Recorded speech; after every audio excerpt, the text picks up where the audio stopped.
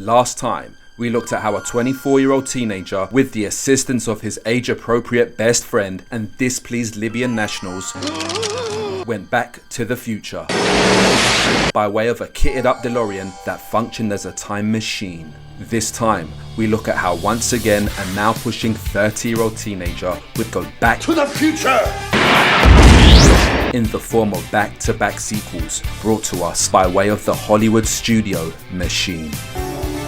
How do these two late 80s, early 90s back-to-back sequels hold up in the present? Feel free to like and subscribe, and let's, you guessed it, go back to the future. Due to the consequences of a just for a laugh, inconsequential ending in 1989, moviegoers were given the opportunity to see what the distant future of 2015 would really be like. What happens to us in the future? Will we become assholes or something? Kids of the time, who are now bold, would be caught up in the moment of terrific special effects, bringing us flying cars, hoverboards, and no social media, momentarily believing the second film is quote, well, wicked, unquote, and the first film is quote, week, last week, unquote. Marty McFly and Doc must urgently rush to the future because Marty McFly, and I think that's his girlfriend, well, their son, in 30 years' time, apparently gets into a spot of bother. Look what happens to your son!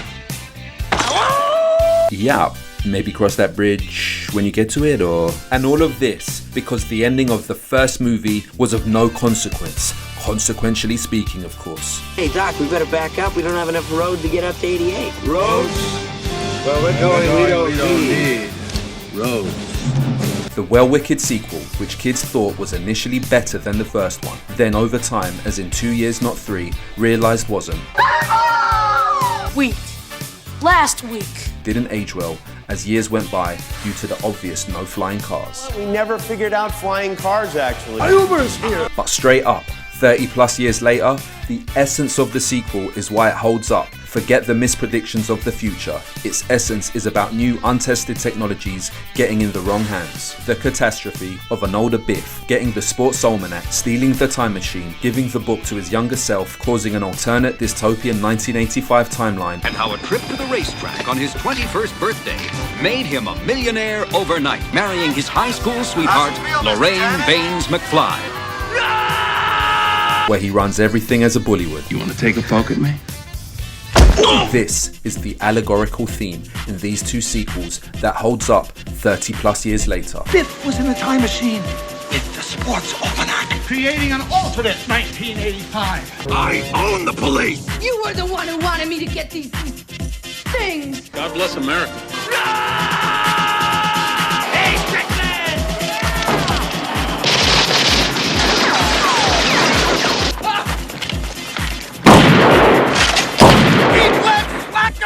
The future stuff, well hey look, you had young Frodo in the nostalgic Cafe 80s,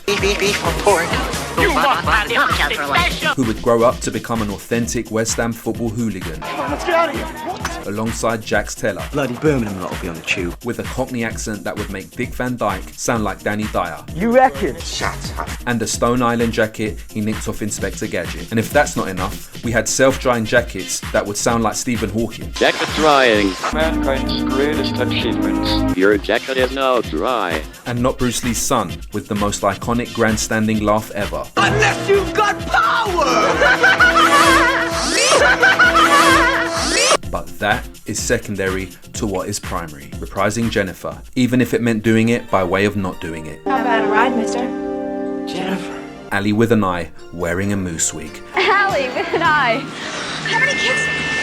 as dyeing her hair brown would be too much of an infringement on her civil liberties, and her romantic rendezvous with TC in Jamaica, man. Say that again. her romantic rendezvous with TC in Jamaica Man. Then what did you bring her for? I had to do something! Why do you think he brought her, McFly? The Hollywood studio machine demanded a sequel, and they were stuck with the ending of absolutely no consequence from the first film. Duh.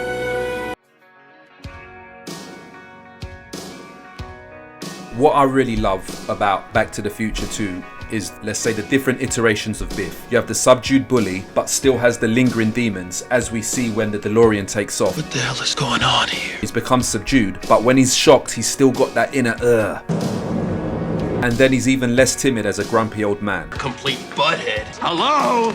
On top of that has balls like watermelons once he's given unlimited power. Marty!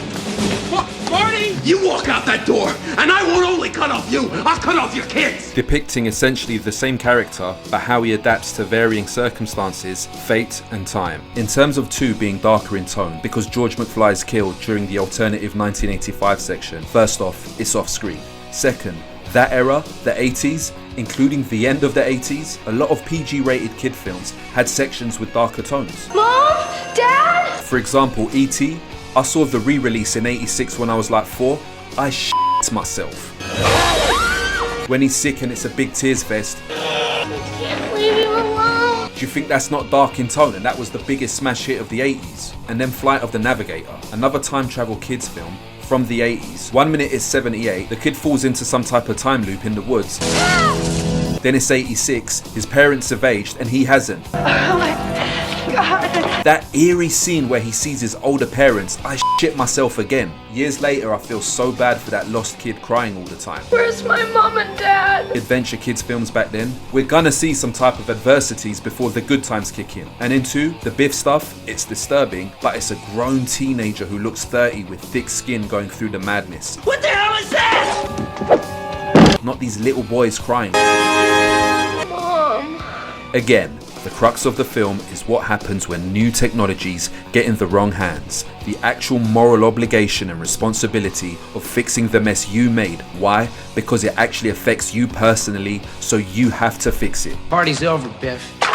The other thing I both laugh at and love is these movies at the end of the 80s still bringing back younger boomers born at the beginning of the 60s as teenagers. It's like, bruv, it was already pushing it in the mid 80s, but 89 with Karate Kid 3 and then Back to the Future 2, both Michael J. Fox and Ralph Macchio being born in 61, masquerading as Gen Xers when they're boomers. I love that. I mean, Some Kind of Wonderful in 87, that's really the last time this generation can somewhat credibly still be playing 17-year-olds.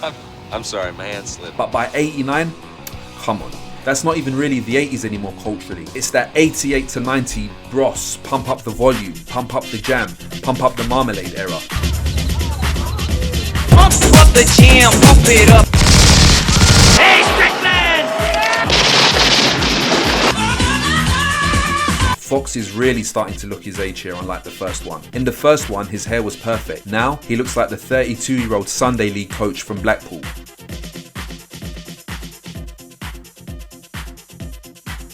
Back to the Future 2 isn't the overall wholesome cinematic perfection the first is, but specifically as a time-traveling movie. Say that again. But specifically as a time-traveling movie, it's one of the best. Not movies of all time, but time travel movies of all time. Having the untested time travel technology get into the wrong hands, in this case, the local bully Biff, and seeing how he turns the whole town and country into horse manure. I hate manure. From his own greed and gluttony is at the heart of this sequel. Having Marty and Doc in a position where they're forced to undo the damage they didn't personally cause is why, years later, after the fact flying cars weren't a thing 7 years ago, Back to the Future 2 holds up thematically and allegorically. Going back to the past of 1955 once again to neutralize older Biff, giving the almanac to his younger self, whilst Marty McFox, not Fly, has to avoid running into himself, works as, hey, it's a time travel movie about restoring the space-time continuum back to its original form, sort of. Everybody knows 2 and 3 suck. We know it's not on par with the first, but it doesn't suck. And it's up there in terms of 80s time travel films like Star Trek IV The Voyage Home and Flight of the Navigator. Not to mention, of course, its superior predecessor that didn't suck. Back to the Future! Yes, this is technically still an 80s movie, just about. In the next back-to-back video, we look at the second back-to-back sequel, where after the events of fixing Biff's time-traveling, self-fulfilling prophecy, the Doc gets stuck in the Old West of California, not Texas. And then even closer to 30, Marty McFox, not Fly, has to bring him back to the future. Only this time, the Doc gets to use his... Feel free to like and subscribe, and I'll see you on the next one, where we conclusively go back to the future. Doc, now you said we were married, right? But not us. Was it a big wedding? How about us? God, I wonder where we live. I bet it's a big house. We're gonna get a little place. Lots of kids. I get the Tinder app. How many kids? When it was time to write the sequel, we didn't know what to do with her, and we ended up knocking her out.